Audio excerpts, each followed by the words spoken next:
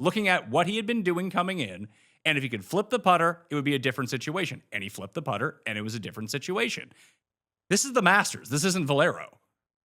Oh, If Hideki's not finding a straight driver in an Amazon box coming down Magnolia Lane. but he hasn't been. But here's the thing: Hideki hasn't been. Look at the strokes gained numbers. Hideki hasn't been losing as many shots with his driver. Yeah, that's the problem. But that's the problem right there. He's not losing as many shots. He's gaining slightly, which is way better than he was. I will give you that. That's not what I want to see coming in. And when you see one of the losers, I bet you're going to laugh at me, but I'd rather take that guy at worse odds. At Mayo Experience.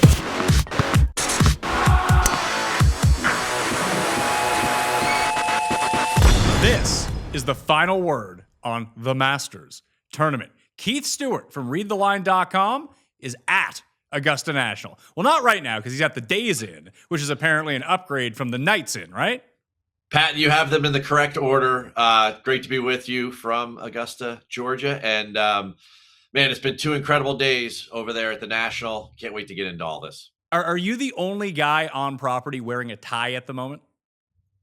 No, there's definitely a bunch of people wearing a tie, whether they be global faces of golf that are reporting or whatever. I just like to remind people I'm there for a serious nature of things.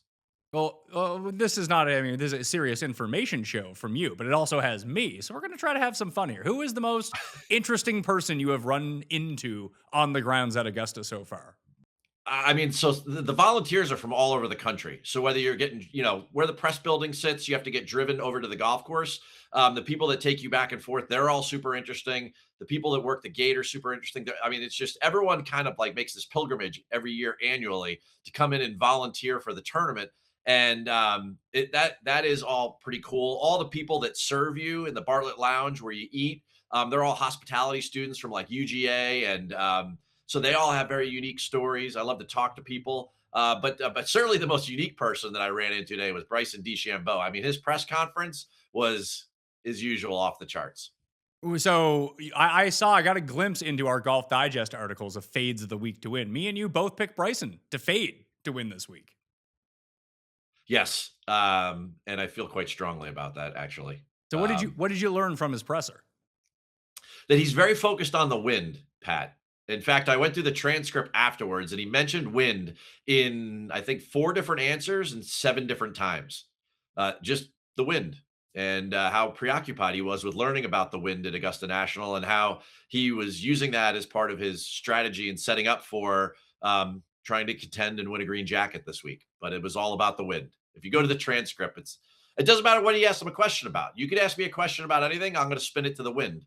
And then you could ask me a question about something else that has nothing to do with Augusta National. It could be about South Africa and crying. And then he talks about the wind again. It was an unbelievable interview. He is like as thoughtful as Tommy and Cam Young are. Bryson is just, it's appointment viewing when he's in the press room. It's just unbelievable. I find that really interesting. Maybe he's working off better information than me, but I'm looking at the finalized weather report as of now, and this might be the least windy Masters I can remember. The least rainy, the least windy. They're talking about a little bit of wind Wednesday night into Thursday and maybe a little bit Thursday. But other than that, the wind over the weekend looks non-existent. The golf course is already firm and fast. We'll get into that. And there's not going to be any rain. And if anyone knows how to run a golf tournament and set the turf right where they want it and come up with a final score, these folks are definitely the ones to do it. Honestly, I don't think it has anything to do about this week's forecast for wind. I think it's just wind in general on the golf course. The guy's, I don't even know what goes through that guy's head.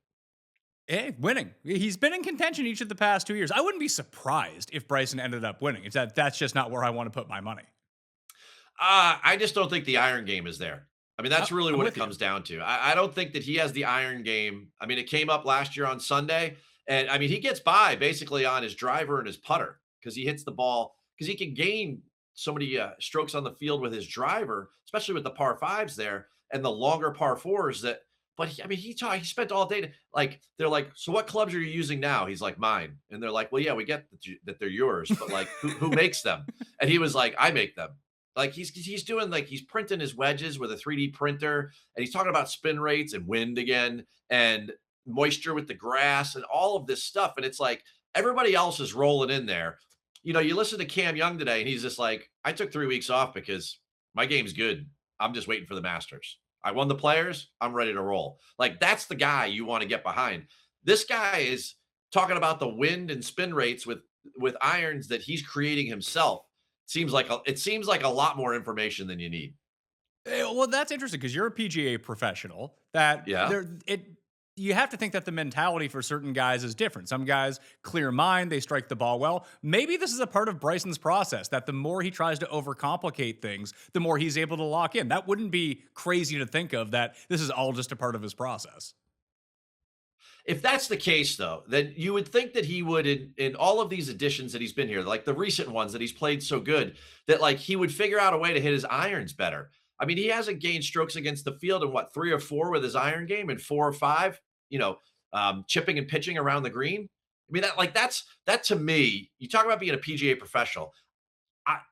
I get it. He is a top 5 talent in golf in the world. I am not disputing that. I'm just saying that if you've ever been on this property and you know how undulating it is, especially around the green surfaces, not just the green surfaces themselves, but everywhere around them, and what the lies are like. And the guy is chipping with a 6-iron. So like run away from the screen, Pat, in the studio, go find your 6-iron, and then imagine hitting like delicate chip shots with that thing when you're 20 feet from the hole on the most exacting surface that you could ever think of a closely mown area. I mean, it just seems like you're making it a lot harder than you need to. And I think over the course of 72 holes, that's why he finishes fifth. Like, don't get me wrong. Again, the guy's going to finish probably in the top 5 to 15 somewhere. But if we're here to talk about winning, that would be a guy that I would fade. And that's the reason why, because it's come up the last couple of years. Have you been at Morikawa's pressers at all? Morikawa did not have a press conference, but there is a narrative that's running through the media center, which is everyone loves to look at. I know who the data heads are in the media center, and the guys that like love to study, all the range shots and everything. And they're like, Keith, did you see that Morikawa is not hitting the ball hard? So then I went and looked at it on Monday. I think his longest shot was, and he hit driver, was I think 283 or 278. And today it was 283. Like he's not going at it full tilt. And then he was over in the flash area. So he didn't have like an official interview room one, but he was over at the flash area, and which I didn't go over to, but I did see the transcript from that. And he was talking about how he's not even sure if he was like ready to play. So fade Colin Morikawa is what you're saying? I mean, like Hideki with the neck, sometimes when we're worried about him, I think Morikawa could be a miss. And I'm not going down that road after getting one hole out of him at, TPC Sawgrass. Well, here's the interesting thing. As of right now, I'm looking at it, just flashed up on my screen. It's like they want to take Morikawa money. There's no number that they're setting him at that they're drawing any interest in Morikawa because of this back injury and whether or not he WDs right away. I would wager that if you did bet on Morikawa and he pulled out right before you would get your money back. But if you pulled out after 2 holes or something, that they probably would refund you because that's what sportsbooks do in today's day and age. But the super boost I'm seeing on him right now is 66-1. Whew.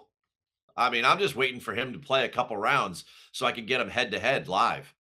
I mean, there's no way. I mean, the golf course is so long, and yes, it's going to be fiery and the ball is going to roll, but I mean, he's already at a disadvantage with ball speed, and his ball speed topped out today, I think at like 172, and he's usually like high 170s. So he's losing yardage, and he's obviously not trusting the fact that he's going at it full tilt.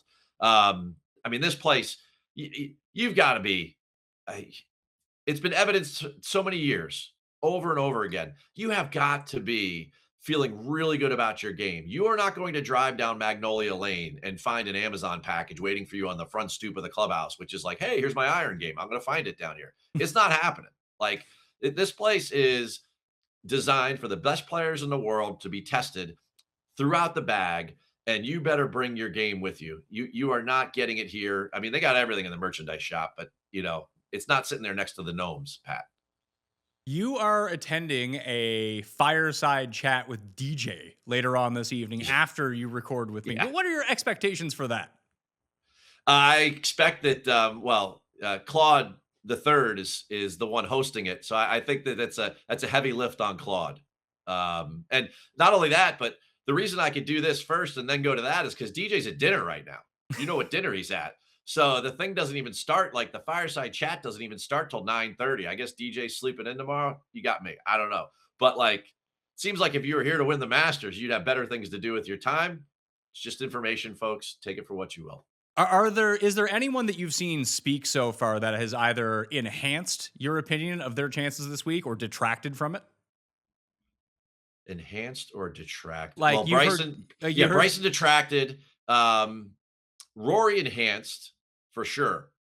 Rory seemed really, really comfortable. Scottie, I didn't think Scottie was going to be in a good mind space, and he was not in the press room. He seemed really agitated, like he has been lately. He didn't see, he's breathing heavy. He seems very anxious. He doesn't want to answer any questions. One of the questions he got was, how would you compare your game to the 2 years that you came in and you won? Like, is it equal to that? Is it worse? Is it better? Because you have to be creative on how at Augusta you want to ask questions, because you can't just say negative things all the time. And he didn't want to answer that question at all, Pat. He didn't want to talk about it. He's like, I don't know. I'm not good at answering those types of questions. He goes, my game's good. And I didn't expect him to like be outwardly open about the fact that he's either disappointed or he's very confident about his game, but body language, etc. Scottie did definitely not feel good. Rory's presser was one of the longer ones because Rory likes to talk. Not one question about his health, not one question about his back. Everyone's talking about coming back, all of his obligations. Is it a distraction? He goes, well, after tonight, like, I don't have any more distractions. I'm going to play golf. He seems like he's pretty confident that he could freewheel. He's been on property since Saturday because as the defending champion, he felt an obligation to go to the Anwa and be a part of that, trophy ceremony, and then be a part of drive, chip, and putt. He said, normally I wouldn't show up till Monday, but he seems very comfortable and confident. He played with his dad on Sunday, so he had a great time. It was like such a super reward to him. So those people in Rory's camp, as that number keeps creeping, there's definitely some life there. Fitzpatrick and Tommy both used the words that they had never been in contention there before, which is interesting to me, Pat. So I'll take them one by one. It's true. Like, Fitzpatrick has the one top 10, and it was the year that Willett won. Well, again, it's 100% true. But if we say that, it's much different than him admitting it, in my mind, coming into such a big week where he knows he's one of the favorites. So for Fitzpatrick to say, well, I've never really contended here. Well, why do we throw shade on the debutants? Why do we throw, shade on the guys that missed the cut last year or have never been in the top 5 here? Because you've never been in the heat at Augusta National on the back nine on a Sunday. Well, Fitz is like outwardly saying, yeah, I've never been a part of any of that. So I don't know what that feels like. And Tommy was saying, like, I think it would be cool to be a part of that. That's why I compete. That's why I like to do these things, but I've never been a part of it either. And to me, that's kind of like a telltale sign that, like, they still probably have to go through that stage, not to throw shade on your futures on Fitz, but like that mentally they have to go through that stage. Whereas when Rahm's in there talking about it, he is like outwardly talking about the fact, or Patrick Reed, which was like a whole nother world too.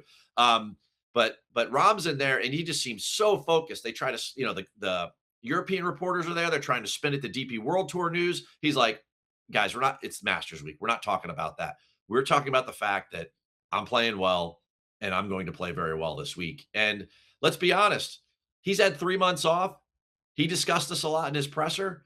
He's not been happy with his game over the last 2 years. He tore it all down. He put it back together. And we've seen what the results are. It's like he's hitting the ball in 2023. And that's what he felt like. He said, my irons are like 2023 all over again. And I'm chipping it good.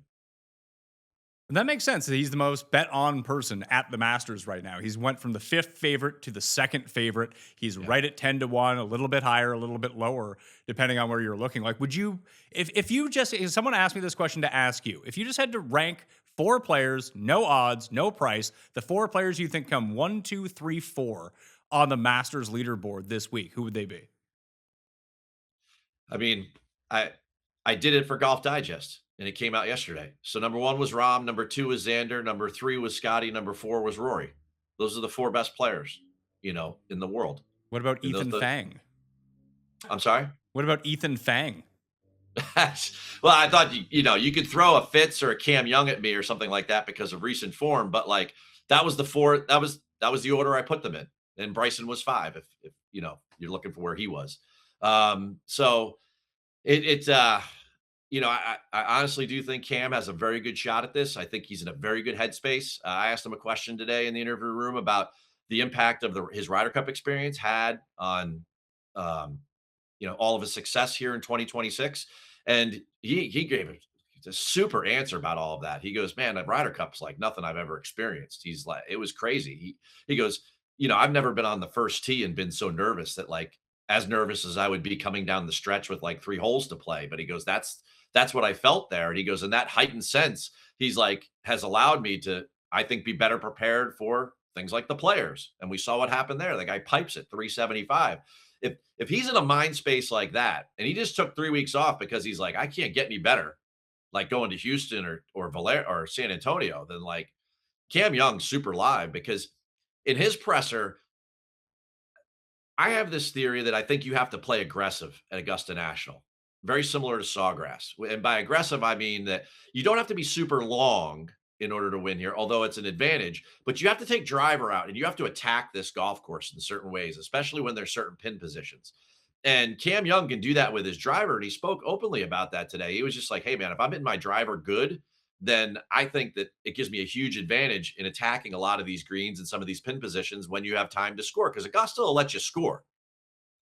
But at the same time, you start hitting in the wrong places or you attack pins that you cannot, then, well, we all know what the result of that is too. Tell me about the Reed presser, because it sounded like it was interesting.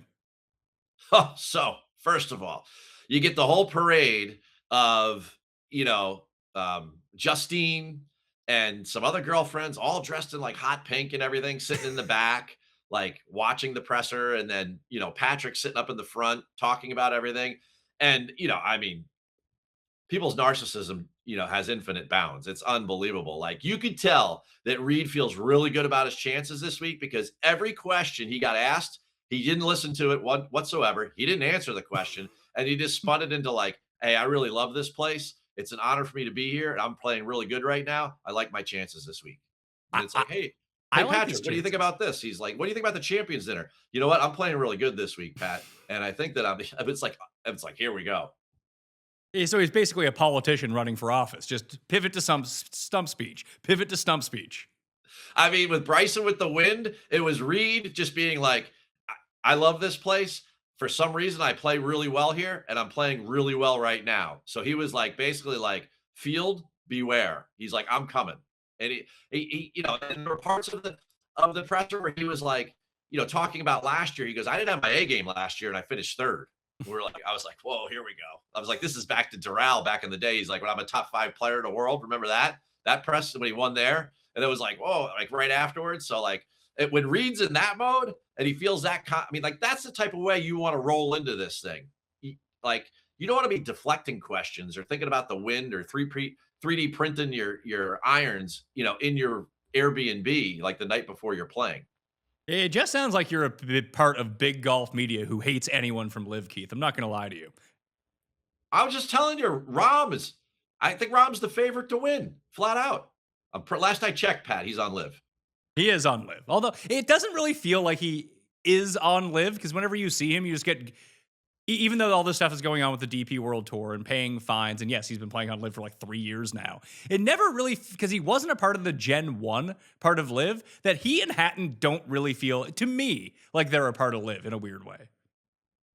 Well, in a straightforward way, he's one of the few guys that's like feuding with the DP World Tour. Even Sergio and everybody else was like, hey, let's all be friends and go back. And the people are paying their fines and doing everything. And Rahm's just like, it's a total war between him and the tour. So if anything, he's like one of the most Live guys ever. Yeah, sort of. But he can get away with that because they need him.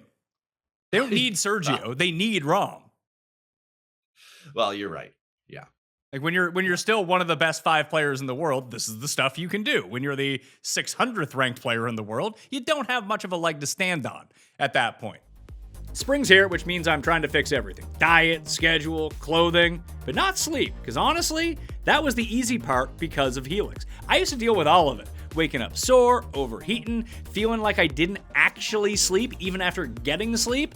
But since I switched to HELIX 2 years ago, that has all disappeared. I took the sleep quiz, I got matched to the exact mattress I needed, and it's been a legit upgrade. I fall asleep faster, stay asleep, and even my sleep tracker numbers look a lot better. More deep sleep, less tossing around. And if you want to get a free HELIX sleep mattress, just hit the description and find out how you can get into our Masters draw.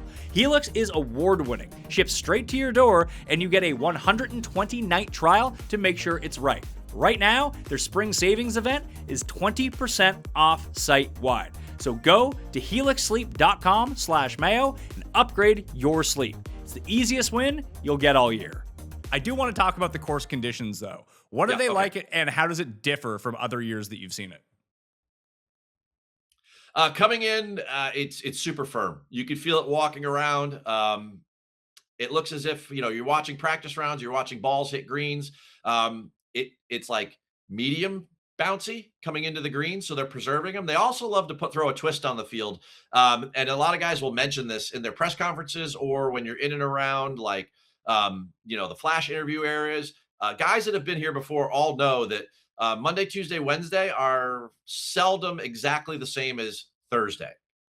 And Thursday's generally one of the harder hole location days. The scoring average is generally very high on a Thursday, but they also tend to throw a little secret sauce around. They definitely will start to do some things, and the firmness of the greens is going to be one of them. I think it's going to be a very, very firm test come Thursday. And today it had a little bit of bounce, but all the guys are still talking about this thing's going to get bouncier and bouncier. They're just not showing it to us right now. Is there a type of player that would either increase or decrease their chances? If it's firm and fast, obviously the higher you hit the ball, the more chance you have to get it to actually stick on the proper level on the green. But does this put players like Reed and Henley and Harris English, who don't hit it as far but can hit it down the middle and let their ball roll out, that it actually gives them a slightly better chance here? Certainly. But we'll go back to the Bay Hill Fitzpatrick conversation. And Matt mentioned it today in his press conference. He goes, I know I hit the ball low. If this place is going to get super firm and I have to hit along a lot of long irons into greens, Mark and I, Blackburn, and he were working on how to cut the ball with his irons, because as it comes in with cut spin left to right, for him being a right-hander, then it's easier for him to stop the ball and also jack the ball higher up in the air, because he naturally just doesn't hit it high. So when you talk about who it gives an advantage to, certainly hitting fairways is going to help. But, a number of these guys that are going to hit it in the rough isn't that much of a deterrent. But at the end of the day, hitting fairways and being able to launch the ball, like Patrick Reed, he's not only straight, but he hits the ball very high. Kind of that flip release he has at the bottom, and he draws the ball. I mean, he jacks that ball way up in the air, whereas, somebody that's hitting it much flatter is going to miss some greens, and they're going to have to really rely over the course of 72 holes on their short game. So looking at apex height right now some of this is driver as well, but it does tend to translate into irons. Knapp, Rasmus Niergaard Peterson, Rasmus Højgaard, Keegan, and Aldrich Potgieter are the highest ball hitters in the field. And then you get your regulars that have popped at Augusta before, whether it be Ludwig, Rose, Minwoo, Jason Day, Cam Young, Nikolai Højgaard, Sam Burns, all incredibly high ball hitters. Do you think that's something to target, or is it just don't be the guy who hits it the flattest in the field, like Ryan Gerard? Well, it's certainly don't be the flattest, trajectory guy in the field. But I certainly would be, targeting guys that launch the ball with a high apex. So it's going to be helpful over the course of 72 holes on the most exacting approach course in the world. It's going to be helpful. It will be helpful, but it's not the end-all be-all. Like, for example, Fitz is the lowest ball hitter in the field. Berger is just after him. Aaron Rye, Noren, Gerard, Russell Henley. Like, a couple of these guys have had great performances at Augusta before. Like, Berger was the low debutant in his first year. Yeah. What were the conditions like that year? Was it soft? This is the first time that I can remember. So in the media center to my right is Todd Lewis. And I heard him doing some sort of podcast interview or something today on his phone, and he was just talking about, he goes, it's been like 15 years since there hasn't been some sort of wind or rain issue coming into the week. I remember last year, it poured on Monday. They had to kick all the patrons out. So it seems like in the last 4 or 5 years, it's always been some sort of wind weather event. You go back to DJ, it was in the fall, it was super soft. He gets to 20 under.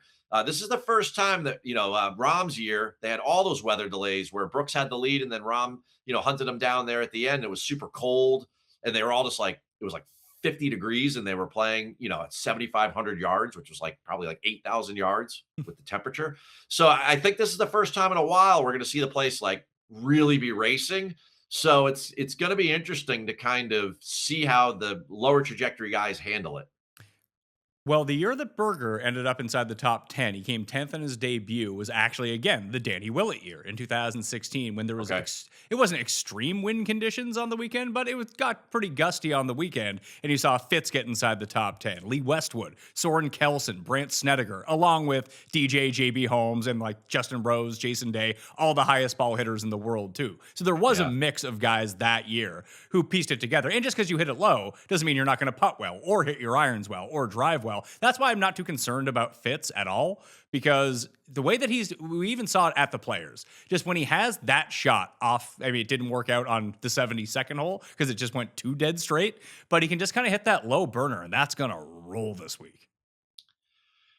So it was interesting. They asked him a question about bouncing back from being runner-up at the Players and what happened on the last hole against Cam Young. And then, how did you mentally so quickly reset yourself and then go win Valspar?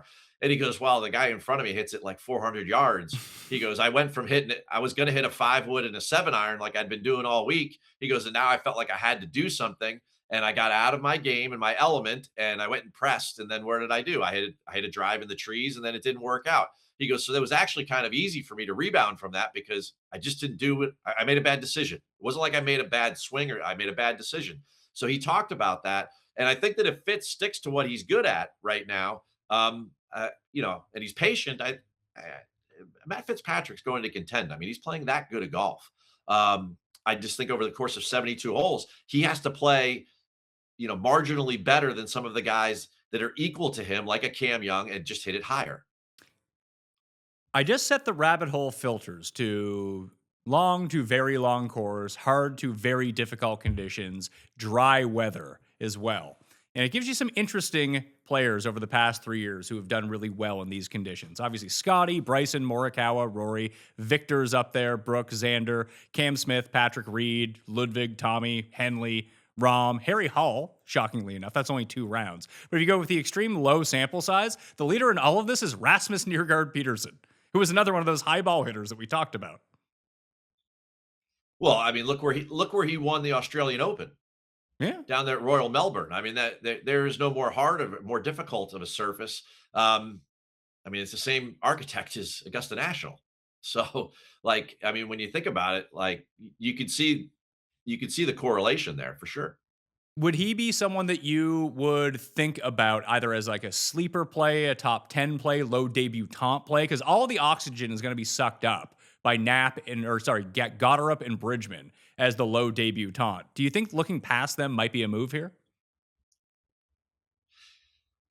I think the most obvious debutant might be a mistake in Goddard. I think Bridgman's very good. And one of the reasons I would lean Bridgman over Goddard is that look where Bridgman won.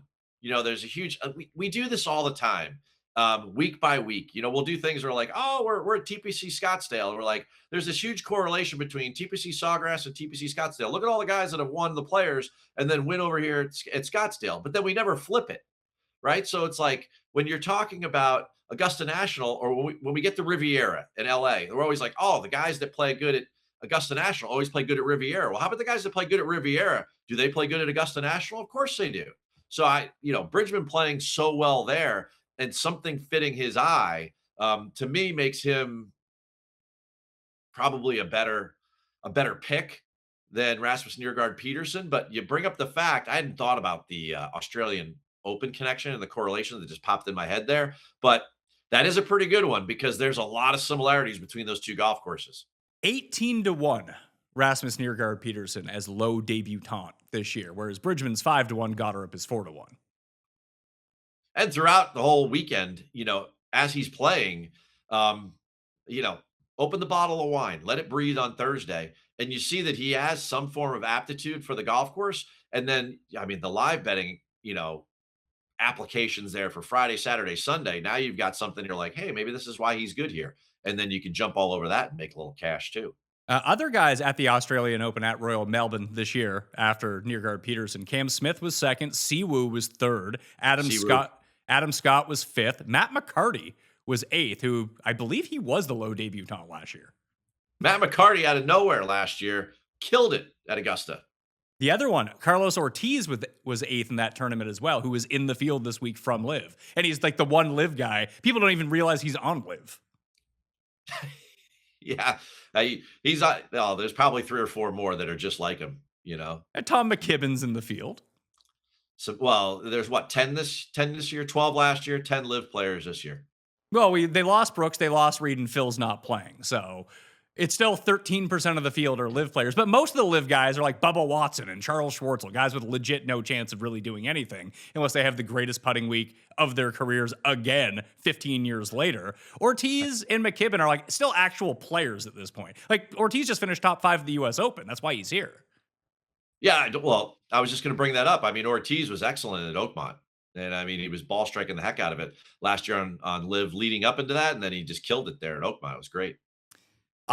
So I'm doing a live chat at 8 p.m. Eastern on Wednesday evening. I'll have the finalized bets, the ownership, the weather, any last second breaking news for everyone. If you got questions, bring them in. I have the video up already that you can go and set a reminder. Please go do that and sub to the channel while you're here because you need to be subbed to Mayo Media Network in order to ask questions in that chat and potentially get yelled at by me because I'm in a sleepy mood here. I am so much, Keith, looking forward to, I have a golf trip at Wolf Creek coming up. I'm going to Utah. I'm playing with the boys, and it's at the end of May after the PGA Championship. So I might be hanging out with you in Pennsylvania and then getting a flight back home and then going straight to Utah as I abandon my newborn son and wife and other kids to go participate in some golf. But there was a thing last year that it was the same 8 guys that went, and we were trying to play different stuff between each of the rounds, like an entire weekend, and everything was a clusterfuck. It was unbelievable. Like, we couldn't keep track of anything, but you brought me something that might solve all my problems here.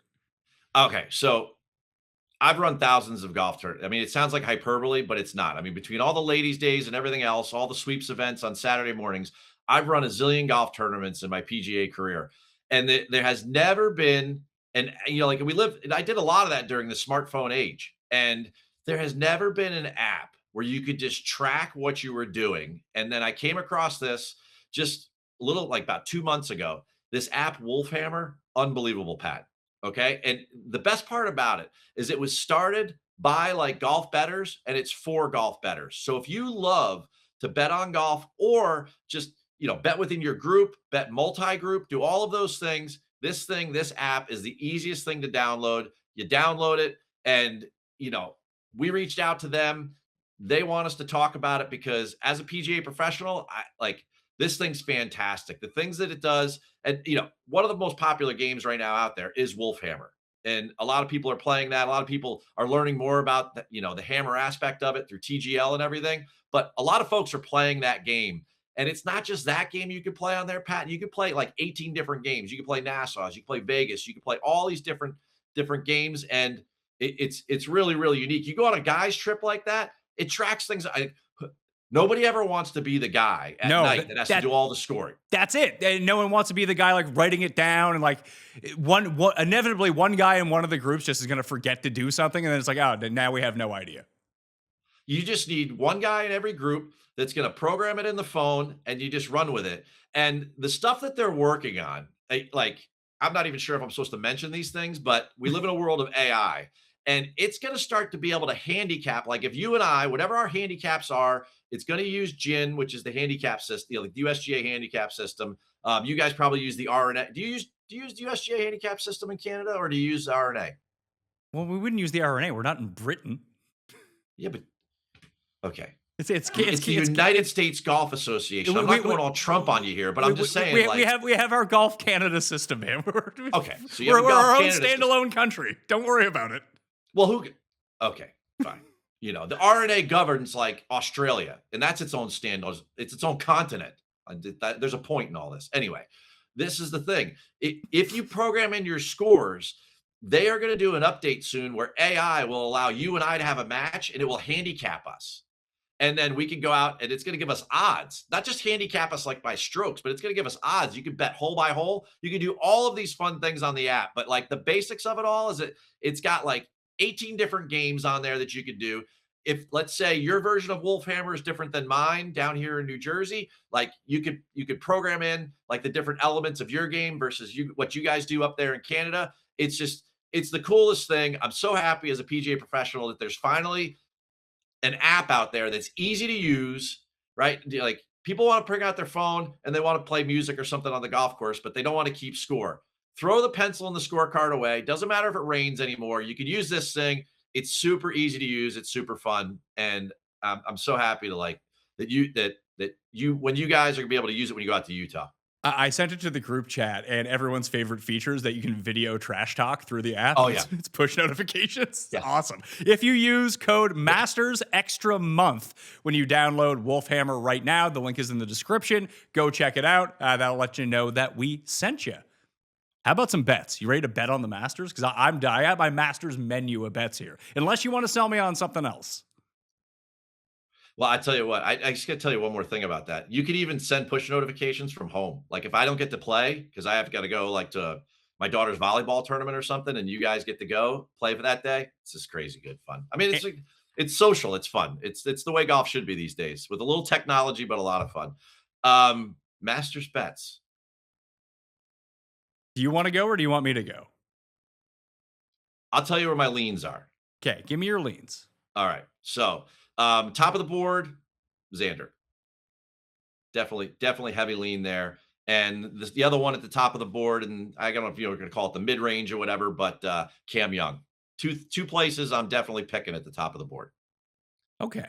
And you can get all of Keith's finalized bets and head-to-heads throughout the course of the week on the Masters on Read the Line in his newsletter, readtheline.com. You can get the link directly in the description of this video. Here are my bets. The Masters menu of Mayo's bets. We're going to start it off easy. I had a mini to make the cut parlay to start things off. Now, this is boosted up at coolbet.com. So if you're in Canada, outside of Ontario, hit the description. They have an awesome selection of Masters exclusives this week. Like they even have a bet where you can bet on, and this will work out well for you. I actually bet it because I have money on all three of these guys, but you can bet on the New York Golf Club at plus 600. So you get Xander, Fitz, and Cam Young to win it at 6-1. So I thought that was like, yeah, it's not bad considering all those guys are like below 20-1 now. But the mini to make the cut parlay plus 275, Akshay, Spieth, Harris English, and see, woo, Kim. What do you think? Hit me with it. I've got good and bad there. Siwoo, I love this week. I mean, we mentioned it with the Australian Open. I mean, there's another tie-in right there. The short game, the ball striking. He's not finding it. He's coming down Magnolia Lane. He's played good there before. It would not be a tie-in for him. It would be a Korean in. True. But here's my question. Everybody's all over Akshay. Akshay's played I know he's very young. He's played in plenty of major championships, and his best is like a top 30. That concerns me. A top 30 is fine to make the cut, man. Okay. You come top 30, that means you made the cut. Yes, you did. Yes. I also bet him to win. Well, okay. All right. I mean, that's more what I was getting at, I mean, we got to former champion of Valero. We got to talk about Valero at some point. I mean, Valero gives me a lot of pause. Guess who won a lot of money at Valero? This guy and people who watch this show. JJ Spawn, only guy in the world apparently who picked JJ Spawn to win. I love that I should know their name because it's so nice what they do, accumulating all the picks. Golf Tips Checker or some version of that name, and then it comes out at the end of the weekend, and it's like, once again, I was in second place. Awesome. But you were the only name at the top. And it was like, and it wasn't like it was like some rando like Monday qualifier that somebody like knew the guy and like, or he played against him in mini tours and he bet on him. And that was like the guy. Like it was JJ Spawn, like the reigning US Open champion. And you were the only guy that bet him at a place where he had won less than 5 years ago. Unbelievable. I felt very good during the round when it got really rainy, and then I remembered that there was a drivable par 4 as the 17th hole. It's like, it's preordained. This has already happened. It's going to happen again. 100%. But so Spawn for sure. But here's the thing. There's some guys in that Valero field that we felt really good about going to Augusta. One of which was Bobby Mack, who I was on, who came in second. 4-shot lead with 2 rounds to go. This guy, big game hunter. He's doing well in major championships. He's doing well at the Players Championship. What happened to this guy? It's bad weather. What? The guy's not from Cancun or Barbados. I mean, the guy's from Scotland. What are we doing? And then what's going on with Ludwig on Sunday? He needs to go to church with like Cam Young or something. This guy's got serious problems on Sundays. So we need to talk about these two guys because everybody's all over these two guys here at Augusta National. And I'm like, did you guys know that was the Valero? We're talking about the Valero. These guys can't close or at least get in contention. And then you want to do that here on Sunday? Are you kidding me? I feel better about Bobby Mack's performance than I do about Ludwig's, because Ludwig is just turning into fancy Michael Thorbjornsen. Fancy. I mean, like there's issues there, man. There's something going on there. Now, Bobby Mack was a little bit of a disappointment. I don't know. I mean, but I'm with you. I'm more concerned about Ludwig because this guy's down to like 16-1 here to win this thing this week. And like, was anyone at TPC San Antonio? Like, you got the highlight footage? So wait, I guess there's a very negative spin we can put on it, which we've been doing, or you can put the positive spin on it. Like Ludwig has 3 straight top 5 finishes. No one would notice that he's playing poorly in the 4th round, except he's been winning all these tournaments going into the 4th round. The fact that he's there every single week, I do think is a positive. And he's been there in both chances he's had at Augusta. Now, a lot of that is putting related because he's been the best putter in the field. Number 2 is Michael Kim, by the way. Just throwing that out there. Friend of the show, Michael Kim, who almost won Valero. And the positive spin I would put on Bobby is that he was out of it and then played himself back into the tournament coming down the stretch when he needed to make the shots. I don't begrudge him for not playing well on 18. 18 played so hard with the wind in your face on Sunday. Unbelievable. But I mean, I tell you, those guys, it was getting a little tight for those guys. They needed to loosen the tie because on Sunday, I'm not sure what's going on there. I'm not giving Bobby Mack a pass, but he at least, fought while he was going down to the mat. I don't know what was going on with the other guy. And, that's the only name I hear. It's like I walk around the press center. They're like, I say I like Xander. They're like, well, what about Ludwig? I'm like, well, what about Valero? Just happened. What about the players? It's one thing. The people you're talking to are not looking at the betting markets because the betting markets do not reflect that because the money's coming in on Xander. His odds are cratering. Well, okay. But, I hear a lot of people talking. I would listen, trust the markets on this one. The markets are pretty accurate when they're telling us where the interest is. Like Rahm and Xander is where the interest is this week in betting. Like Rory might be behind. If I refresh right now, Rory might have longer odds than Xander. He definitely has longer odds way longer odds than Rahm. He's down here. He was already up to 14. He was 1450 last time I looked. See if he's any lower right now. Not here. Let's see. Let's go to the place that's open 365 days a year and see what they're calling out right now. So yeah, Bryson. So it's Scottie plus 625, Rahm 11-1, Bryson, Rory, and Xander all 14.5-1. Those 3, and Ludwig has fallen to 19. So that reflects. So Ludwig's going the other way. Okay. So that reflects what you're saying and how you think this week. I think a lot of people are thinking the same way that you are, and I am too. Yeah. So there's one guy at Valero though that, and this is, everyone will read about this more tomorrow, but there's another guy that was at Valero. He struck the ball off the tee good, which normally doesn't happen in 2026. His irons were stellar, which has been happening in 2026. His short game was terrible, which is always great. And he putted all right. And he's been trending a ton. And now he's going back to a place where he's won. At Valero, I saw great signs, from Hideki. Unbelievable. People want to talk me into Hideki. I get it, but I just don't think that he's that close. Like nothing. He's trending towards being close, but he's not close yet. Okay, so with that in mind, what made you feel like JJ was close last week? Because he wasn't like a month ago, JJ was off the reservation. What made him Yes. close all of a sudden last week? His iron play at the Players was excellent. He played really well at Okay. the Players, couldn't make any putts. At Iron play, got at it. Valspar, the iron game was even better on a per round basis. He missed the cut Okay. because he kept driving it into the woods. And I'm thinking like, hey, this place is a little bit more open. Driver's not usually a problem for him, and the iron game just keeps trending up and up and up. If he can just flip the putter, it had nothing really to do with him winning at Valero before. It was looking at what he had been doing coming in. And if he could flip the putter, it would be a different situation. And he flipped the putter, and it was a different situation. This is the Masters. This isn't Valero. Oh, If Hideki's not finding a straight driver in an Amazon box coming down Magnolia Lane. but he hasn't been. But here's the thing: Hideki hasn't been. Look at the strokes gained numbers. Hideki hasn't been losing as many shots with his driver. Yeah, that's the problem. But that's the problem right there. He's not losing as many shots. He's gaining slightly, which is way better than he was. I will give you that. That's not what I want to see coming in. And when you see one of the losers, I bet you're going to laugh at me, but I'd rather take that guy at worse odds. All right, give me the loser.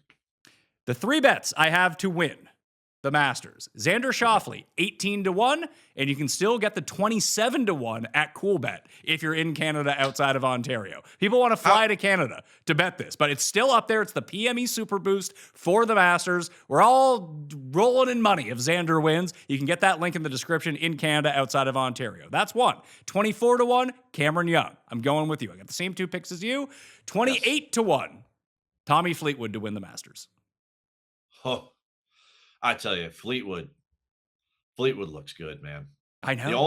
The only thing that gave me pause today was when he admitted, and he is a great interview. When he admitted, he goes, "I've never really contended here," and the way he said it was like, "Well, wait a second, he's thinking about this. I don't want him thinking about stuff like that. I want him to be like totally locked in on, man, I'm like top 5 player in the world. I've been doing this for like 24 months at top 5 player in the world. I should be good at this place." Tommy does really understand, though, Augusta National, and he knows how to play golf courses like this. So, Tommy, yeah, okay. I don't know. After Cam, I go further down. I was going to spin it back to you. Everything that you said about what my Spawn take was last week, why I was on Spawn, it's very similar to why I'm on Fleetwood. Fleetwood led the Players tee to green and couldn't make a putt. He hasn't made a putt in his past 3 outings on tour. He is a positive putter on the year for each of the past 5 years. He generally gains at Augusta, both around the green and on the green. If he can just harness this ball striking that he has going on and putts like he normally does, not just at Augusta, but just normally, he's there. He can improve on his T3 from 2 years ago. Yeah, I mean, there are guys at the top I would argue against. Tommy is not one of them, for certain. If somebody feels strongly about Tommy right now, I don't have an issue there. You know, like it's just the guy looks great. He's hitting the ball very nicely. All the little yellow lines on the Masters website and everything. It's Tommy being Tommy. He seems like, the thing he is most anxious about is, can his son get it over the water tomorrow in the par 3 contest? The guy's like, he's just loving life. He loves Augusta. He's embraced, the culture and the environment there, and he's been there 10 times. So, well, after Rory won last year, and it was a very popular win, I'm guessing, amongst people at Augusta. They seem to like Rory. Oh, yeah. At Augusta, for sure. Yeah. I mean, the general public, especially in America, it seems to be very torn on Rory. Internationally, very beloved. I can tell you that, being in Canada. And you probably talk to international journalists, and they all love Rory. But I feel like who would have a better Q rating winning the Masters this year than Tommy Fleetwood?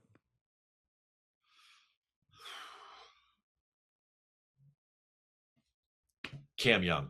Maybe. Yeah, I mean, but like we're kind of splitting hairs there. I mean, you're talking about 2 nice guys. I mean, people love Tommy Fleetwood. People love him. I mean, you're 100% right. Q rating wise, I can't think of a guy. I mean, everyone could. People, Scottie's the sheriff. He's the fair police all the time. Rory's kind of polarizing. Rahm always plays with a chip on his shoulder. Bryson's a weirdo. no one really knows Ludwig. He's kind of like a cyborg. There's no like emotion there or anything. My wife did say, I was watching TGL once, and my wife just looked at the screen and said, "Who is that?" Yeah. I mean, whose wife wouldn't? It's like somebody's wife's going to walk by them watching this video, and they're going to be like, "Who are those two guys?" Yeah, right. Anyway, Tommy, flash up a Ludwig picture.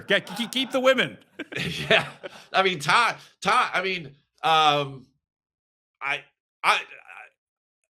I would love to be on Tommy. I was on Tommy at the Tour Championship. Me too. I bet Tommy I bet Tommy. Hey, the last time I bet Tommy, he won a tournament. How about that? But that doesn't count. But I'm just saying, like, nobody, like, that's a guy you want to get behind. Tommy is like one of the best interviews. But so is Cam. I mean, yeah. But we're supposed to talk about who can win, but for sure, if Tommy doesn't need a lot of planets to align, right? If Amazon's late, Tommy's got what he needs, right? He's not looking on the front stoop. He's ready to roll. And the 3 tournaments he's just played, he's lost in each of the 3. He had gained in 10 of 11 on the greens before this 3-run stretch that started at API. He lost 5.5 at API, almost 3 at the Players. He lost like 0.3 last week and didn't chip it very well, which is very atypical for him, especially at Valero. But the ball striking was off the charts good. He gained 7.5 strokes between driver and irons. That the putter's getting slightly better each week, that if it just spiked this week, that's what he's going to need. But his tee to green has been so good so far this year. He has 4 top 10s in 5 starts, and no one's really noticed he's been doing it. It's the best he's ever played coming into the Masters. For 5 years, I wouldn't question Tommy's tee to green or his putting. I mean, the guy's got one of the most simple moves in all of golf. He's great in the wind. He's great at scoring from close range. There's not one physical thing that ever gives me pause when it comes to Tommy. It's just between the ears. When it really starts to wrench up, can he loosen the tie, and can he fight till the bitter end? And maybe he can now because of what he went through last year. But I mean, look at what the guy does in the Ryder Cup. He destroys us. The guy's an unbelievable ball striker. And that move will hold up under pressure because if you know anything about the golf swing, the way he's hitting it right there, that ball is that club head is so stable through impact. That ball is going exactly wherever he wants it to go. It's just whether or not you commit to that move down the stretch, which he's had problems with at times, but not as much lately. So I wouldn't worry about the putting at all. And I think as the golf course gets really hard this weekend, I mean, meaning hard, difficult, but also hard, firm, and fast. I mean, he's definitely somebody that benefits from hitting fairways and rollout. Summer's almost here, which means you're either hosting people, pretending to know how to cook, realizing that your house hasn't been updated since Tiger Woods' first Masters win. That's where Wayfair comes in. Way Day is running April 25th through the 27th. We're talking up to 80% off everything with fast and free shipping. I went full upgrade mode. Cleaned up the space, added some modern pieces, got the patio ready for Sunday sweat season. And now it actually looks like not only 1 adult, but 2 and 3 kids live here at the moment and can have guests over. And it's completely safe in the backyard for those kids. If you're hosting or just want your setup to look better while you yell at your bets, this is the move. Way Day is the sale to shop the best deals in home. We're talking up to 80% off with fast and free shipping on everything. Head to wayfair.com April 25th through the 27th to shop Wayday. That's WAYFAIR.com. Wayfair. Every style, every home. Season's changing, which means I need to flip my entire wardrobe, and I looked at my closet and I started thinking, why do I own so much junk that I never actually wear? I've been trying to scale it back. Fewer things, but better stuff. And honestly, that's why I keep going back to Quince over and over. Their pieces just make sense. The fabric feels legit, real quality, not that fake premium marketing nonsense that they send me on Instagram. That stuff sucks. What you want is super breathable, really comfortable clothing that looks sharp without trying too hard. Even the Flow Knit activewear. That's the sneaky one for me. It's soft, moisture wicking, doesn't stink, and you can wear it all day and not feel gross, which is a big win for me. The kicker is the price. It's like 50 to 60% less than what you'd expect to pay for this level of quality because they cut out the middleman and go straight to the source. So you're not paying for a logo, you're paying for good clothes. Refresh your wardrobe with Quince. Go to quince.com/mayo for free shipping and 365-day returns. Now available in Canada too. That's QUINCE.com/mayo. Quince.com/mayo. All right, let's talk about something no one in endurance sports likes to admit. You can be training your ass off, cardio, stress, not recovering properly, and yeah, it can mess with your performance everywhere. Because it all comes back to blood flow. Most guys jump straight to pills. That's just treating the symptom. The real key is nitric oxide.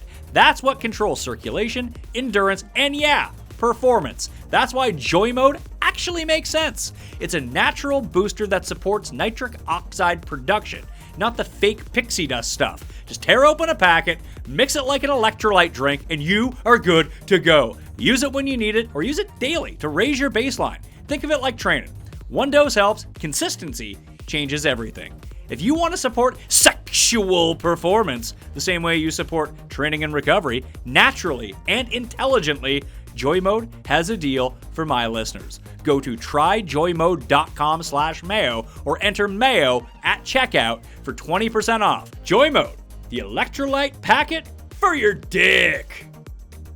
Long shots. I only have two because it's the Masters. Yeah. I don't want to have too many long shots on the card. I have two. I only bet 5 guys this week. Technically 6 with my Fitzpatrick future, but I wouldn't have bet Fitzpatrick at 20-1. Having him if I gave you Matt Fitzpatrick at 110-1 right now, would you bet it?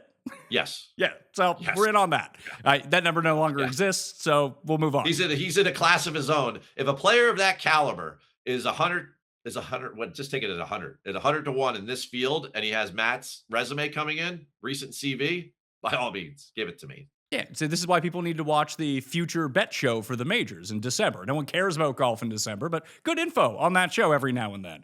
My 2 long shots, I did bet Akshay 60-1 with 8 places. Okay. So anything inside the top 8 will pay 1/5 of the 60-1. So what's that? 12.5-1, 12-1. It'll be 12-1 if he finishes inside the top 8. And then I bet Nikolai Højgaard 75-1 with 8 places as well.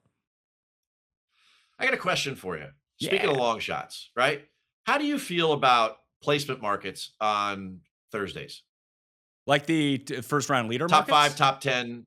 Yeah, first round leader, but first round, top 5, first round, top 10. Because they throw them out there. I know they have them week to week top 5, but they throw out the top 10s there on major weeks, it seems like. And there's some right people there. Who do you like then for a top 10 first round market? Because looking at the weather right now, you are right. There is a bit of wind from Wednesday night into Thursday morning. But by the time the guys take the course, and this could always change, like at 8 a.m., it'll be like 24 mile per hour gusts. By 9 a.m., it's down to 10 miles per hour. So unless you're in the very first few groups, you're going to be absolutely fine. And most guys who we would probably bet to come inside the top 10 are not playing in the first few groups. Charles Schwartzel getting screwed again. I just every year. See, there's the anti-live agenda. Yeah, I don't know, but yeah, I don't know that Augusta cares. They love their champions more so than any live ties. That's for sure. That being said, there's guys like round ones. You know who leads the PGA Tour in round 1 scoring average? I can go to the rabbit hole and check it, but I feel like you have the answer. Chris Gotterup. Debutant. He's 5-1 for a top 10 tomorrow to be for round 1. What do you make of that? Like, why are certain? Because I mean, this was Scottie's whole thing throughout the course of like the past 3 years. He had the no first round leaders until I think it was CJ Cup last year. He was finally the first round leader, but his first round scoring average was just light years beyond everyone else's. Now, was that because he was Scottie Scheffler and he's really good, or is there something about he's ready to go when he hits the course? I think unlike a lot of like Tiger type guys, that Scottie's just ready to go when he hits the golf course, and he just wants to win from go. You know, he just tees it up on the first hole. He's like, I want to birdie all 72 of these. And you know, a lot of great players over the years, Jack, Tiger, etc. They would kind of work their way into the tournament, get in position by Saturday night, and then go out there and then dominate on Sunday. You know, Scottie kind of like has a little bit different philosophy there. Hasn't worked out as much this year, but when you're looking at something like a top 10 market and you've got guys like, you know, first round leader, yes, the odds are way higher, but in a placement market, to slide that guy in a top 10 at 5-1, or Justin Rose at 4-1 or something like that, where, Rose will probably lead the thing after Thursday. I mean, to me, I'm curious if you think that's an opportunity or not. That's my general question. I like to play the bigger odds on that, but if you did have a good sense, like I'll give you my first round leader bets. I made 4 of them. Okay. Yeah. Patrick Reed, 41-1. Nikolai Love it. Højgaard, 55-1. Love that. Adam Scott, 62-1. This is one of the Masters PME exclusives at CoolBet right now, but otherwise he's 50 or 55-1. Wherever you look, we got him at 62. And then my guy, Michael Kim, 90-1. Why not? Riding a heater weekend at Valero, straight into the Masters. Yeah. Your show with him was very interesting. And there have been a lot of this generation of golfer, you got to love it.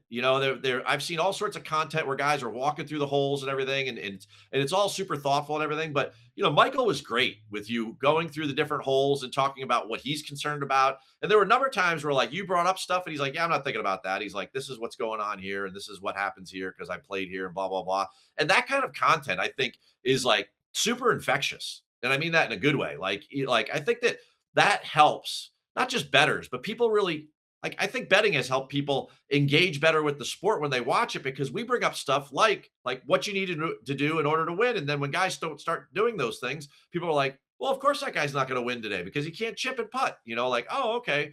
I think that's really drawn people to the game, which as a PGA pro, I think is fantastic. One of the reasons why I love doing this. But I thought the Michael Kim content was great. And everyone else that gets these players on there talking about stuff that seems so taboo for so long, that these were hidden secrets. Who cares what people know? The other players know what you're up to. I mean, that's the only ones you'd want to hide it from. It's not like you're giving out the playbook in the NFL. Go out and I mean, no one's listened to Bryson and his insights, but some of these other folks would be really cool to listen to this week. I thought the Michael Kim content was really awesome. You know what? After talking it through with you, I am adding a first round leader. You ready? All right. I'm trying to find him. 100-1. Breaking news from the Pat Mayo experience. Rasmus Niergaard Peterson, 100-1. There you go. There you go. NP 100-1. There we go. And you'd get a reasonably juicy number there. If you want to get a super, juicy placement number, take them top 5 for round 1. Yeah, wait, I'm looking at it right now. First round leader finishes, including ties. If we do Rasmus Niergaard Peterson, top 20 after round 1 is plus 280. 8-1 to be inside the top 10 after the first round. 8-1. It's not a bad number. On a guy that just won on, Dr. McKenzie. I mean, come on. So if we do... spend the money now. See, this is what I'm going to spend my Wednesday doing, is just donking off all my money this way. That we can do that was Rasmus Højgaard. Let's go Rasmus Niergaard Peterson, who I think he has even longer odds at this point. So Rasmus Niergaard Peterson, 12-1 to finish inside the top 10. We can parlay him with another top 10 of, where's Patrick Reed at? We throw Patrick Reed inside the top 10 at plus 260. And I got 40-1. Those two guys coming inside the top 10. Patrick Reed's gonna chip in twice tomorrow and on Thursday and shoot 68, and he'll be right in the mix. It's coming. I would like to see it. That'd be very, very beneficial to my bank account. I'd be riding a heater. I feel like I got screwed with the Gary Woodland one 2 weeks ago when he finished a shot off of the first round lead because it was just a terrible bunker decision he made in round 1. But that would have been 3 and 4 weeks at almost 100-1 of first round leader. So I need to have 100-1 guy. Now I found him. It's Rasmus Niergaard Peterson. It started with the Smother Man back at the Cog, and then into Chandler Blanchet in Puerto Rico. Oh man, it's a territory. If he had just won that week, I would have been sitting pretty. Pat, you got champagne problems, my friend. You're the only one that bet 75. What was it? 75-1 on JJ Spawn, right? That's true. I hope people are writing this down. Pull over from the side of the road. You listen on iTunes or whatever, Spotify. Write this stuff down. If you're on Apple or Spotify listening, just scroll down and hit the 5 stars. That'd be very helpful. Keith, we're almost inside the top 30 of all sports podcasts this week. All sports. First Take and the Pat Mayo Experience are doing similar numbers this week. That's how much support people are lending to this show this week. Well, they know it's a sharp show. You got some thoughtful people. Yeah, that's thoughtful people and crazy people. If you heard Cuss dinner menu, I don't listen to that stuff. I can't. I can't. I mean, I'll listen to Bickle and I'll listen to Jeff and everything. That stuff I don't even know. Not for you. Not content for you. No, it's not that it's. Yeah, I don't know. I don't know. I like the Keith Cuss feud. I love this so much. I don't understand it. I don't get it. I don't know. You're not alone in that. He seems very bothered by a lot of things. Like, let it go, man. Just let it go. Well, if he let it go, then we wouldn't have a show. Who did he pick this week? Because I might need to like cash some tickets in and start over. Bryson. Oh, perfect. That's so on brand right there. That is so on brand. Yeah, Bryson's gonna get a bad steak from Augusta National, which has never happened in like 100 years. It's been there, and he'll be. Oh, before you go talk to DJ and Claude, powered by Claude, join the PME Masters pool. There's still 150 spots left. The link is in the description. Oh. It's $20 to play. Jeff and I built the tiers out for it on the show. So you get $25 and there's 5 tiers of players. The 5, the 4, the 3, the 2, the 1. And then you just make your pick. So you can pick 2 $5 guys if you really want to. You can load up on the $4 guys. It's an easy Masters pool like people are accustomed to doing. But there's a little bit of a twist. So it's not like pick one of these 5 guys, one of these 5 guys. You can mix it up a bit and build a team that way. It's $1,500 to first place, $20 to play. Why not? We've already filled one. This is the second one. But again, $20 to play, $1,500 to first place. And people get paid out down the line for how well you do. But the link is in the description. Go play it right now. Righteous bucks for sure. Hey, speaking of, I'll save it for a question later. Something popped in my head, but I'll do that later. Bring it up right now. Bring it up right now. We're having fun here. It's a Masters. No, but I'll do that at the end. I got a whole list of questions for you at the end. But like, one and done. We didn't talk about one and done. We didn't, but Jared has a question. He forgot to ask his question earlier on the DraftKings show. So. Yeah, that's true. Yeah, I was just wondering. You mentioned the players you would like to see win. Is Justin Rose on that list? What would you give his chances? And what did he say in the press conference? Rosie is very good in the press room. He's very good. I think something happens when he gets on the golf course. I think he's allergic to grass because he becomes very unlikable in that moment. But so he would not be high on my list of people that I'd love to see win. It's funny because he does. He has. My golf coach has just been showing me Justin Rose videos talking about his swing because Justin Rose was dealing with a lot of early extension. That's what I deal with within my swing. And just he's so likable in these swing tip videos. It's unreal. You ever take a golf swing against a wall? I have, and it doesn't go well. The wall wins. Well, just stay on the wall. I can't do it. I got to lean into it, man. Come on. I got to try to hit it with my right shoulder like this. With your right shoulder. Well, no, you would be on the wall if your shoulder was going down. Your shoulder's going out. So that's why you come off the wall. That's why you're shaft humping. My left shoulder's trying to go through the wall when I swing. Yes, it is. So it's not going well from that front. Do you lead with the left shoulder or the left elbow into the wall? There's a variety of problems here. Yeah, I'm working. It's been getting a lot better over the winter. I've smoothed it out, and I think a lot of it, as I found out, like within the past month, it was a random question he asked me. He's like, "Where's the pressure on your feet when you like line up?" I was like, "It's all on my toes." He's like, "You got to change that. You really got to change that." And since I have, my swing is a lot smoother, and I can hit a draw. Well, yeah, because then you're playing, you're rockering, right? Because when the club goes back, then it's going to go on your heels, and then you're going to early extend, and you're going to throw it from the top, and it's going to be back on your toes. That's a tale as old as time, right there. That's Jared, did I answer your question? Justin Rose, not a great guy. Not Keith's guy. On a golf course, he's difficult. Keith hates Justin Rose more than Bryson, is what we just seriously. Yeah, my dad. Every time it comes up, Justin Rose, class act. No, Keith hates him.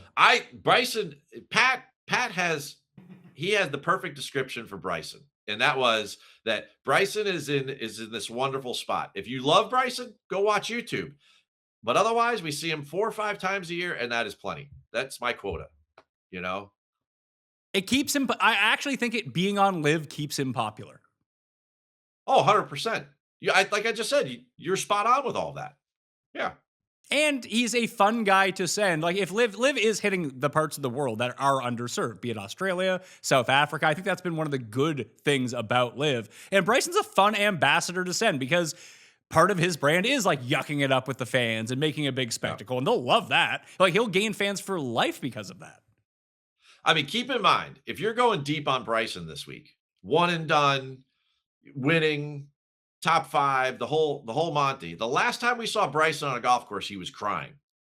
And we don't necessarily have answers as to why he was crying. Stability would be a good thing around Augusta National Golf Club. South Africa means a lot, Keith, okay? Yeah. Keep telling yourself that. All right, Cust, you'll be fine. One and done. Yes. Let's talk about this. So I don't have Xander or Fleetwood. I do have Cam Young. I have a feeling that Rahm is going to be the highest pick for the one and done. I have a feeling that Bryson will probably end up being number 2. You only get so many chances to use these live guys. I wouldn't use Bryson here. I would much prefer him at Shinnecock or at the PGA Championship. Rodemick. Like those are Bryson should be the second favorite behind Scottie unless Scottie continues to tank at that point, which then Bryson would probably be the betting favorite at those 2 places. I think Augusta's a little bit different. So I wanted to run a few scenarios by you. Right. I would take Xander or Tommy if I had them available. I do not. I do have Cam Young available, or I could use Rory or Scottie because I don't think that Rory especially, I just don't think people are going to use him. Like if there's a spot to use Rory to gain leverage on the field in a high purse event, if you have a feeling that he can win, I say use him. My 2 guys right now I'm going back and forth between is Rory and Rahm. And it kind of just depends on where you are. And we talk about this all the time. Where are you in your contest? If you are doing well in your contest, just take Rahm. The chances of him playing this well in the other 3 major, like coming into form in the other 3 majors, just take the Rahm and take the cash, right? But if you are starting to chase a little bit, I don't think Rory's going to be very popular, just like his number keeps creeping. There's no reason not to like Rory this week.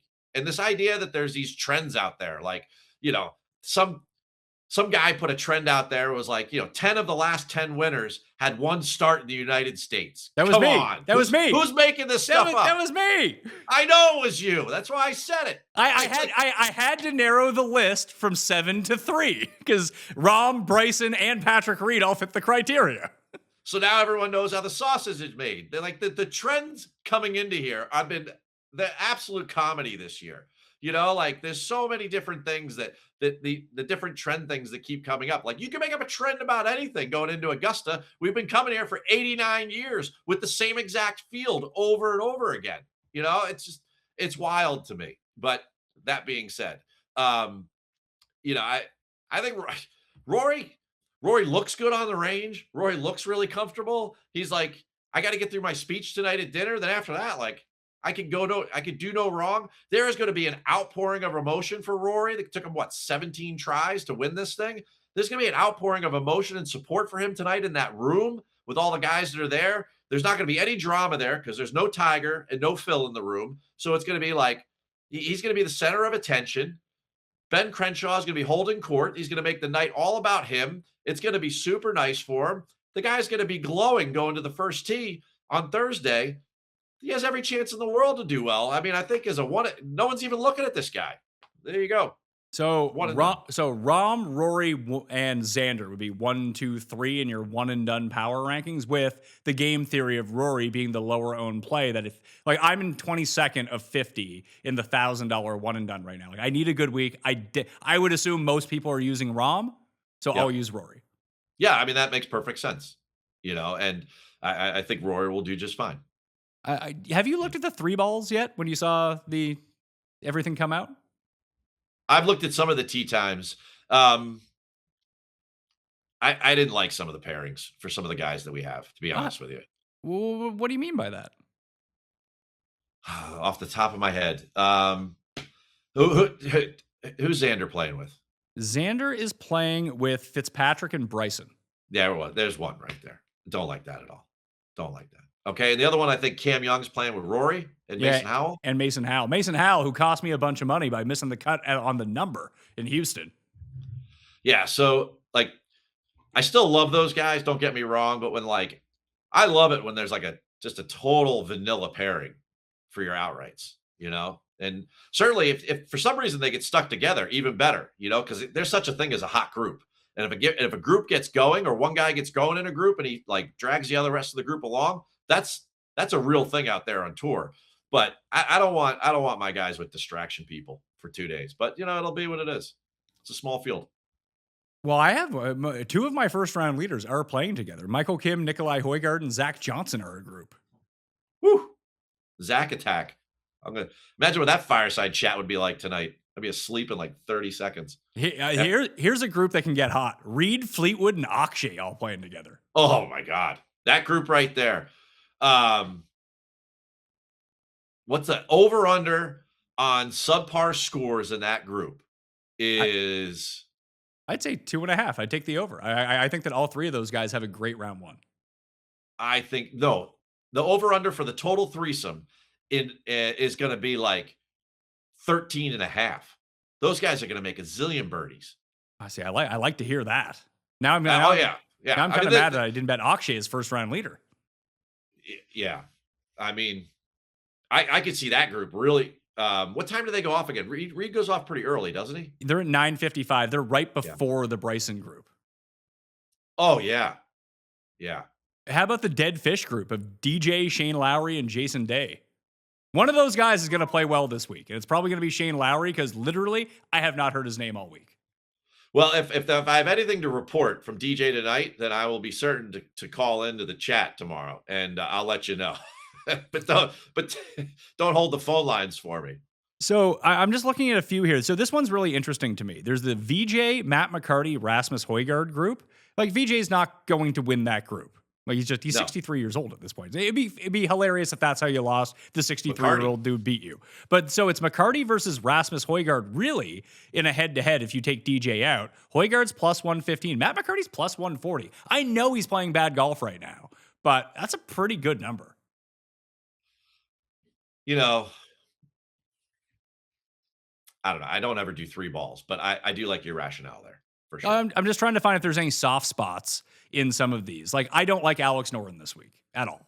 Like, the only reason that he's making cuts at this point is chipping and putting. His ball striking has been atrocious. Now, unfortunately, he's with Hovland and Cantlay. I have a conspiracy theory that Patrick Cantlay is hurt. I look at his ball speed and his driving distance, and it is way down this year. There's definitely some sort of issue there. I haven't seen his coach, Jamie Mulligan, in a while. I will see him this week at some point. The media doesn't get access to the range. Like there's like a pen where we sit. And unless that guy's getting interviewed or whatever, it's difficult to get close to him. But I'm sure there's some kind of report there. I mean, everyone's gonna be like, oh, he was 7th at Valspar. Great. Like, what are we doing? There was I put it in the Golf Digest expert picks. My head-to-head for the week is I got plus money on Jake Knapp over Patrick Cantlay for the 72-hole match. Oh, I did Gary Woodland over Keegan at plus 105. Yeah. And not that I like Gary Woodland all that much this week. I just really don't like Keegan. Well, anytime you can get a plus money in one of those matchups and like feel really good about it, like I feel about mine, or you obviously feel about yours, I run to the ticket window. Love those. So there are two more that I wanted to bring up here, and one of them involved, like I'm just out on Keegan Bradley. There's always one guy, like one veteran type guy with no form who just, I think it was Sung Jae last year, just kind of came out of nowhere. And I think last year he finished inside the top 5 last year, didn't he? Just out of nowhere. Sung Jae's had a really good history here. I think that was one of his was he like 12th or something? I think it was one of his only like top 15s of the year. Yeah, he was T5 at the Masters last year, and that was and the rest of the year was cut 19th, 61st, 60th, T5 at the Masters. So like Cantlay, Day, Keegan, Ben Griffin at this point would kind of fall into that bucket as well as guys that just really haven't done anything all year, and then they just show up and have a really good Master. So I'm hoping Keegan is not that guy this week because Ryan Gerard's in his group. I don't have high hopes for Ryan Gerard. The low ball flight and his game is just trending the wrong way. Yeah, and then, no chipping either. No, and the guy who's actually the underdog in that group, who I don't love this week, but I think that he's fine, especially in a 3-ball, is Nick Taylor at plus 187 in that 3-ball against Keegan and Gerard. Dude, I'm in. You had me at hello. I bet Nick Taylor last week to win. Me too. That didn't work out. I mean, it could be a lot worse. We don't talk about the losers, Keith, okay?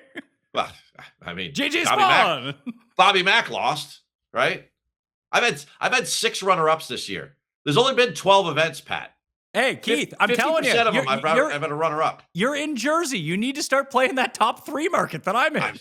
You're right. It's really been helping me tread water. People they're gonna see it and read the line because it's unbelievable. I am now up to like 17 runner-ups in the last 14 months. You just win half of those. Imagine 17. It's like, I don't know. This is the week though. I'm going to church with Cam Young on Sunday, exercising all the demons. That's what we're doing. So yeah, I like to hear that. Now, the other one is actually Rasmus Nergaard Peterson. He's in the second group out. He's playing with Jose Maria Olazabal and Aldrich Potgieter. It's either that. You know what I'll do tonight? Well, she's got to be in town because there's like photo ops and everything. You know, I'll have a cheers drink with Paulina, and that'll totally exercise all the demons, and then we'll be good to go. That's what I'm doing. See, I like that. See, that's the stealth move right there. So the ones I just put together. So if you want to play a Thursday 3-ball, I'll have this in the newsletter because I'm going to play it right now. Nergaard Peterson -105, Matt McCarty +140, Victor Hovland +150, Nick Taylor +187 to win their 3 balls on Thursday pays 32 plus 32.67. So just shy of 33 to 1 for a Thursday. That's fun. We're having fun with the extra money in our account, Keith. I mean, I was going to say, like, give your wife a break from the 3 kids for like an hour and send her out with the credit card. I mean, what do you are just lighting it on fire right there. At least she could come home with like, maybe a gift for you at the same time. No, there would be no gifts for Pat. Just shoes. Fair enough. Just shoes. How many shoes do you need? I mean, a couple. A lot of shoes is the answer. If are you talking about women's shoes? Yeah. Oh, you kidding me? I mean, that's like a never-ending parlay. They just keep adding legs. One after another. We got Danny Willett, Davis Riley, and Ethan. It's got to be Fang. Willett can win that at +160. Now we're up to almost 90 to 1. Oh, look at us go. Danny Willett's in the rapid fire at the end. Hey, Danny Willett was inside the top 10 after the first round last year, sir. People love ripping on Danny Willett as a winner. Like a lot of people forget, Danny Willett was ranked 12th in the world when he won the Masters. Like he wasn't some like just random beater that year. He had won out in Dubai. Guys win Dubai, then they come here, they win. It happens. It was it's funny you mentioned that because it happened in back-to-back years. Willett won in Dubai, then he won the Masters. Correlation course, clearly. Sergio won in Dubai the next year, and then he won the Masters.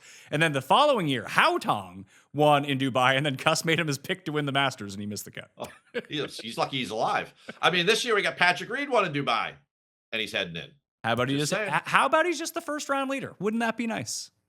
I mean, I'm looking for a little more out of him, and I'm not going to lie, but Do you like Jake Knapp against Cam Smith and Sam Burns?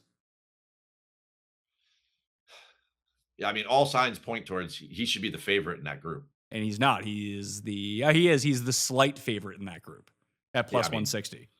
Jake Knapp's number 1 on the PGA Tour in strokes gained total and scoring average.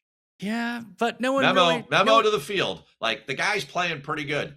And he's the type of player that could be okay at Augusta. And he's not a debutant either. Because he won when he won in Mexico, he's played there once before. I think he was T55. Yeah, I think he was like last of everyone who played. Who made the cut. Yeah, last have made the cut, but still.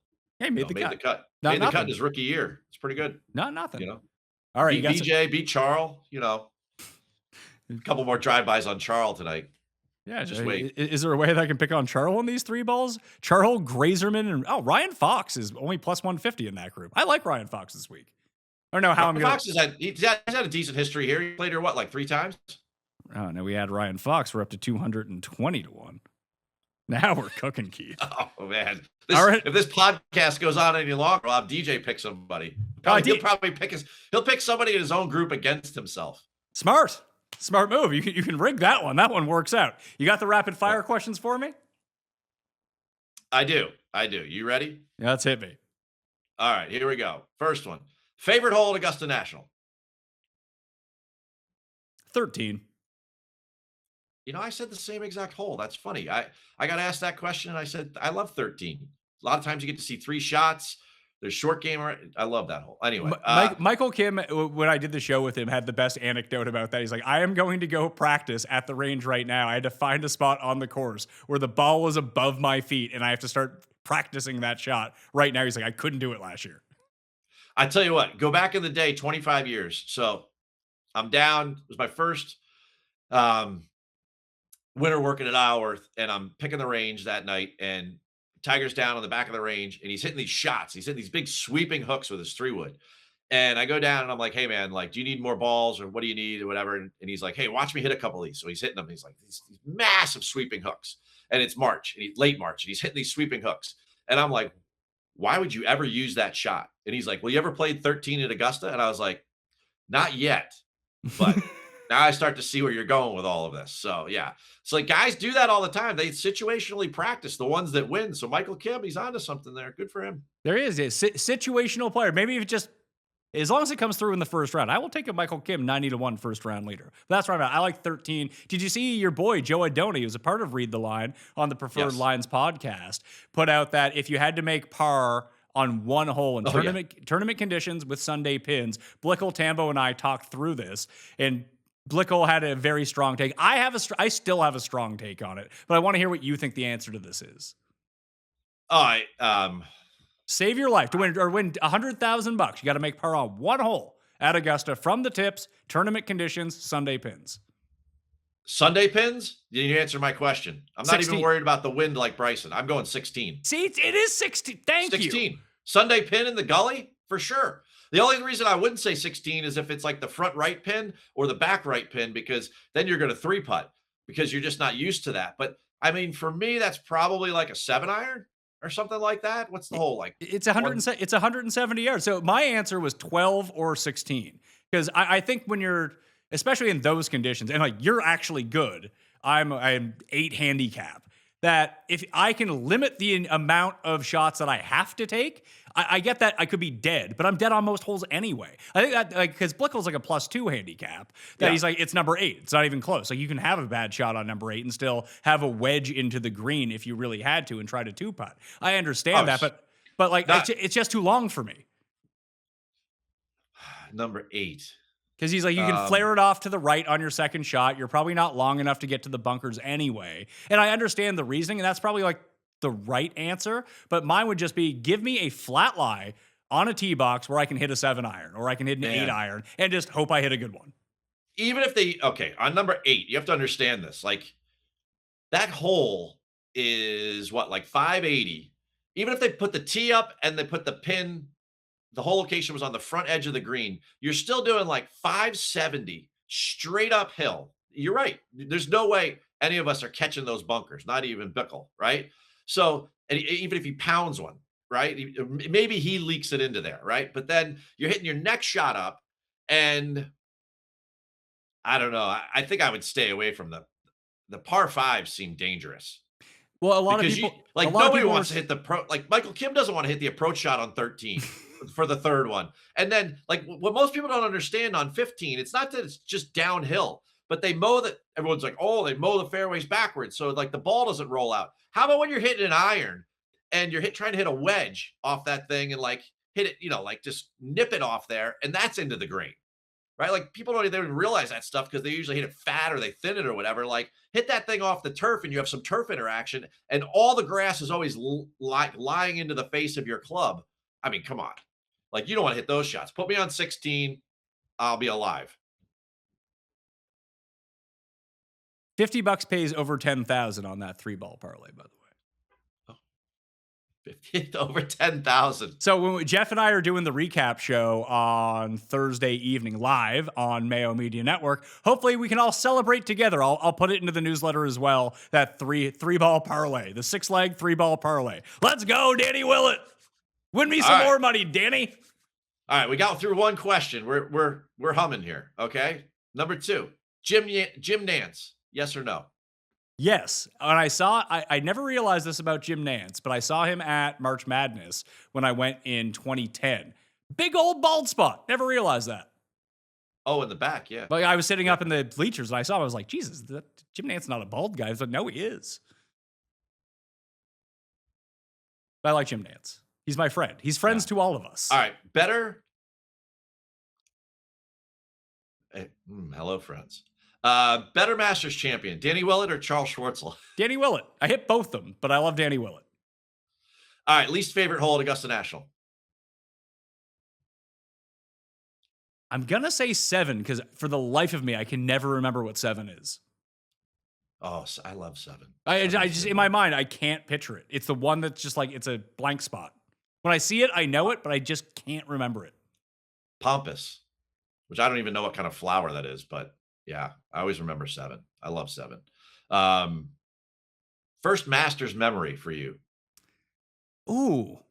I remember the biggest one that I can remember from like an earlier age was watching Mike Weir win on my birthday with my dad. I remember that vividly. So your birthday's coming up. My birthday's on Monday. Holy moly. Yeah, a lot of Masters Sundays have been my birthday. I could be on the National on Monday if I win the press lottery. I got my fingers crossed. I will use my birthday wish to get you onto Augusta on the Monday. Well, you know what? Then hit the cake by Friday at noon because you got to make that wish. I blow out those candles because that's what I'll know by. We're praying for you on that one. Oh my God. Your lips to God's ears. All right. Well, I think we kind of answered this question, but Tommy or Ludwig this week? Tommy. Favorite Masters of yours all time? I mean, it's 2016, but the real answer has got to be 2019. Yeah, 2019. Although I have a real affinity for the Schwartzel win in 2010. It's one of my favorites. That was one of the most explosive final rounds I can ever remember. I was in broadcasting school, so I ended up making this like 10-minute highlight package for it afterwards because there was just fireworks all day. And it started with Charlie, like he chipped in on 3, went on this 4 birdie run. There was like 8 guys who had a chance to win, and Charles just pulled away. And like a lot like Danny Will, like people didn't know who Charles Schwartzel was then. Oh man. What an incredible ball striker, iron player, the whole 9 yards. And as Cam Stewart would say, big old chompers. Good in a corn on the cob eating contest. You kidding me? That guy flosses with rope. Are you kidding? All right, what's your jacket size? 38 reg. Just we need to know. And then I'm a little more importantly, who puts on the green jacket come Sunday? Xander Schauffele. Oh, once again. If I got that on Sunday and then I'm playing the National on Monday, Pat, I don't know if I'll be there Tuesday, brother. But if I am there, I'll be in Hilton Head and I'll talk to you there. For me, I'm out from Augusta National and the day's in. Take us away. Enjoy DJ, powered by Claude. If you have questions for Keith, because he's going to be on the course, obviously he's not going to have his phone, so he'll have to answer you afterwards. But at KJ Stewart PGA on Twitter, on X. That's where you can reach him. If you have any questions, for me, I'm live 8 p.m. Eastern time on Mayo Media Network. I'll have the round 1 recap with Feinberg. Me, Jeff, and Tim are doing the Cut Sweat show. We'll have special guests coming on with that. If you need someone to hang with during Friday in the afternoon to watch the last part of the second round, you're at work, you're at home doing nothing, come hang with us. It's always a blast. Maybe we'll fire off some bets as well. My cheat sheet will come out on Wednesday, so sub to the Mayo Media Substack. It's completely free. I'll have everything in there for you. All right? Thank you all for watching. I'll see you next time. Mayo Experience! Experience!